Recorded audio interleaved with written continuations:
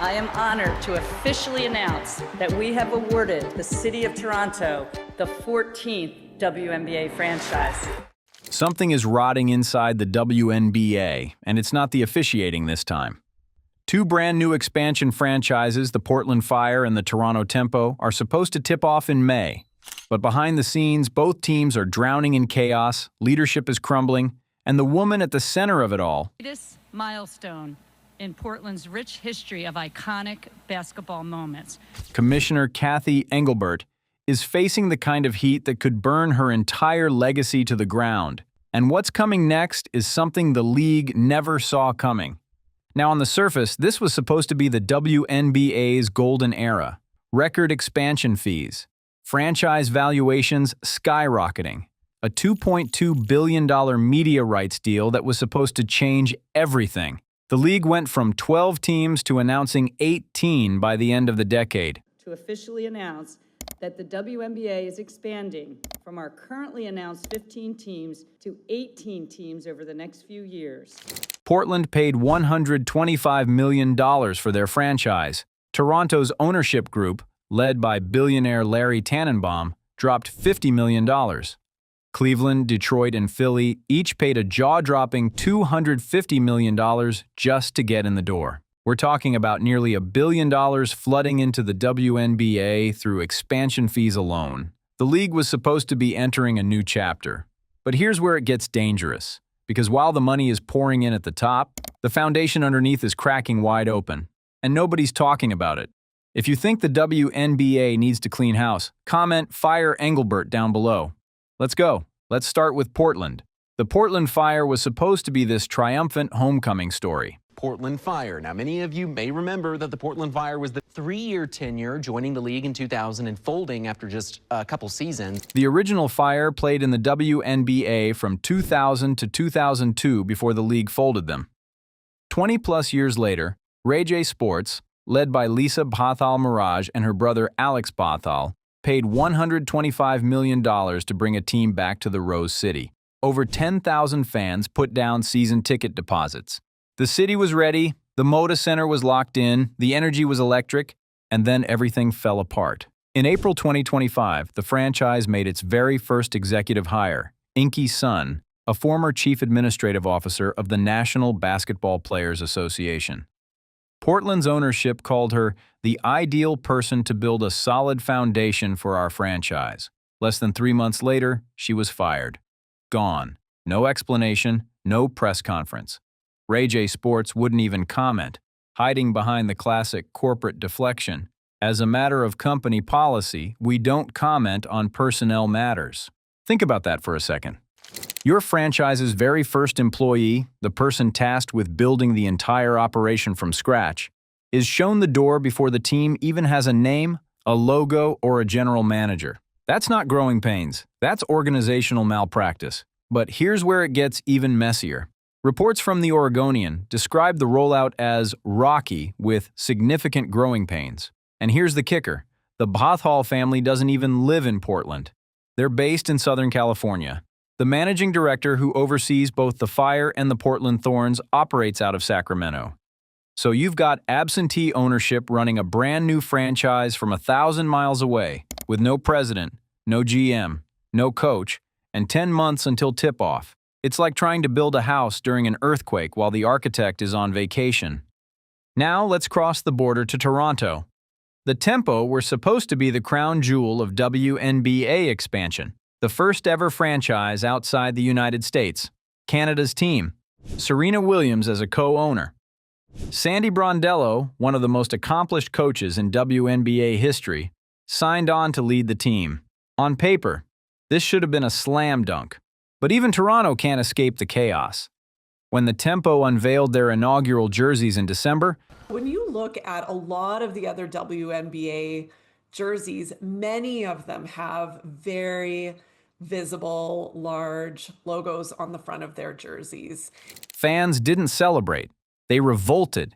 The jerseys featured a massive CIBC Bank logo that dominated the front of the uniform, and the colorway was completely different from the team's original branding. Instead of the plum purple fans had been introduced to, The jerseys came out in a weird reddish wine color that Toronto called Tempo Bordeaux. Fans immediately noticed the jerseys looked suspiciously similar to Unrivaled's vinyl team uniforms.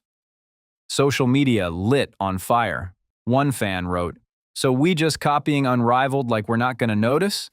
Another called them Unrivaled leftovers. That's not a branding launch. That's a branding disaster. And the craziest part? Both the Fire and the Tempo still can't hold their expansion draft. The entire process has been frozen because of the ongoing CBA negotiations between the WNBA and the Players' Union. No CBA means no expansion draft. No expansion draft means no rosters.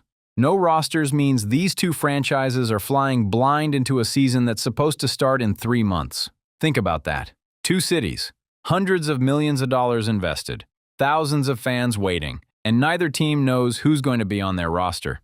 And that brings us to the person at the center of all of this. Cathy Engelbert, the woman who was supposed to steer the WNBA into its most prosperous era, is now the most controversial figure in women's basketball.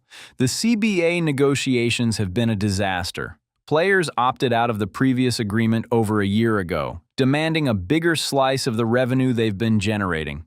The union wants 30% of gross revenue. The league is offering what it calls over 70% of net revenue, which sounds generous until you realize that's after expenses. And those expenses? Charter flights, hotels, facilities, security. That's the league counting its own operational costs against the players' share. The numbers don't lie. Under the league's proposal, the salary cap would be about $10.5 million with a max salary around $1 million. Under the players' proposal, the max could reach $2.5 million. But Engelbert walked into a crucial CBA meeting on February 3rd without even bringing a counterproposal. The first in-person meeting in months, and the league showed up empty-handed. According to the New York Post, that absence set the tone early. Players were furious. WNBPA President Nneka Ogwumike walked out of NBA offices after 3 hours. The union had sent their latest proposal on Christmas Day. 6 weeks later, the league still hadn't formally responded. Make no mistake about this, that's not negotiation, that's stalling. And the 2 teams paying the highest price for it are Portland and Toronto. But here's where it gets really ugly. This isn't just about numbers on a spreadsheet. The players despise Engelbert, and they're not hiding it anymore. Nafisa Collier, the Minnesota Lynx superstar and reigning force in the W, went nuclear in her exit interview after the 2025 season. She called WNBA leadership the worst in the world. She described Engelbert as dismissive, impersonable, condescending, and callous. And then she dropped the bombshell.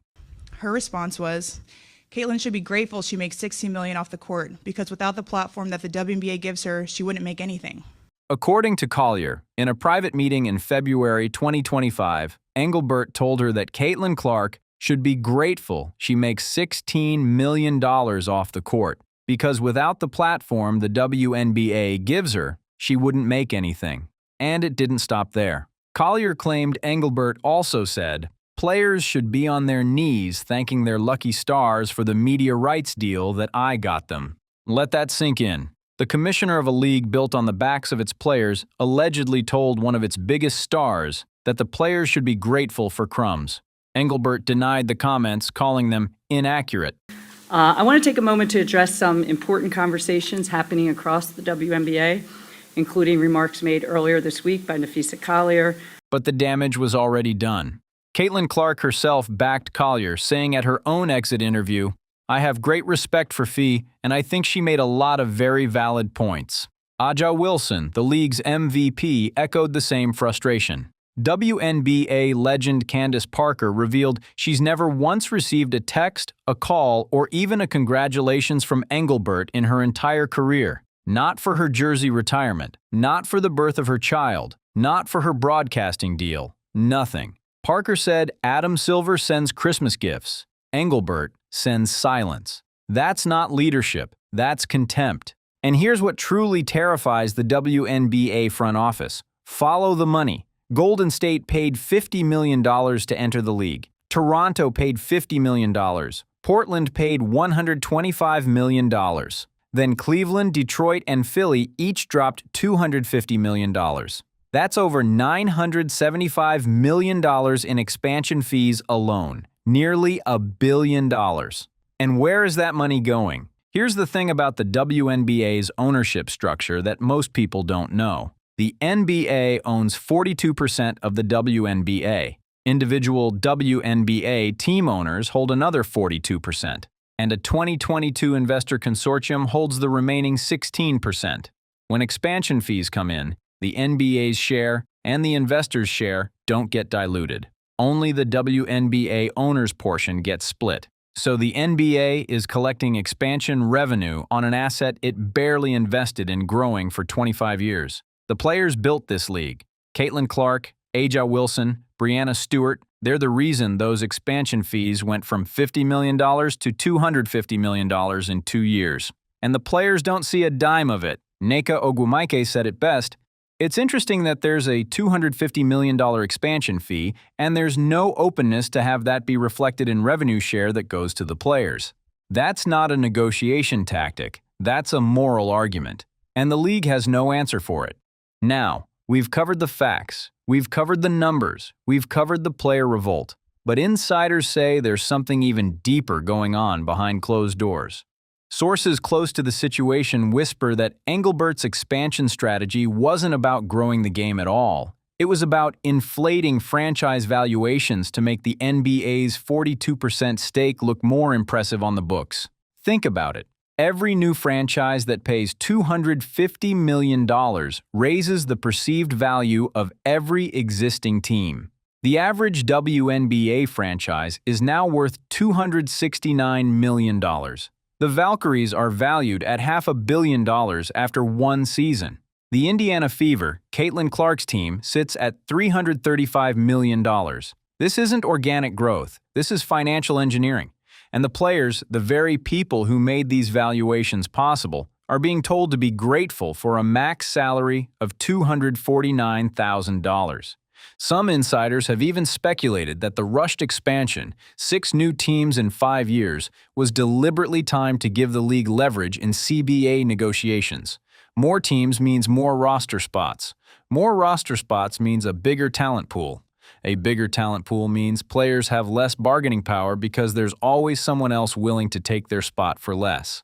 One team executive told ESPN, "Once you have that kind of fighting with your best players, it's a death spiral." And ESPN analyst Elle Duncan went on record saying she believes Engelbert's replacement is coming, just not until after the CBA is finalized. So here we are, February 2026. The Portland Fire still don't have a full front office staff. They just hired their head coach, Alex Sarama, in October.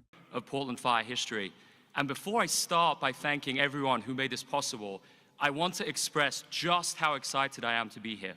They didn't get a general manager until August. Their team president lasted 90 days. The Toronto Tempo can't hold an expansion draft because the league can't agree to pay its players fairly. Both franchises are locked out of free agency. Over 100 players are in limbo, unable to sign contracts.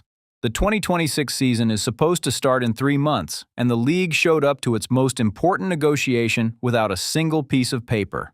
This wasn't bad luck.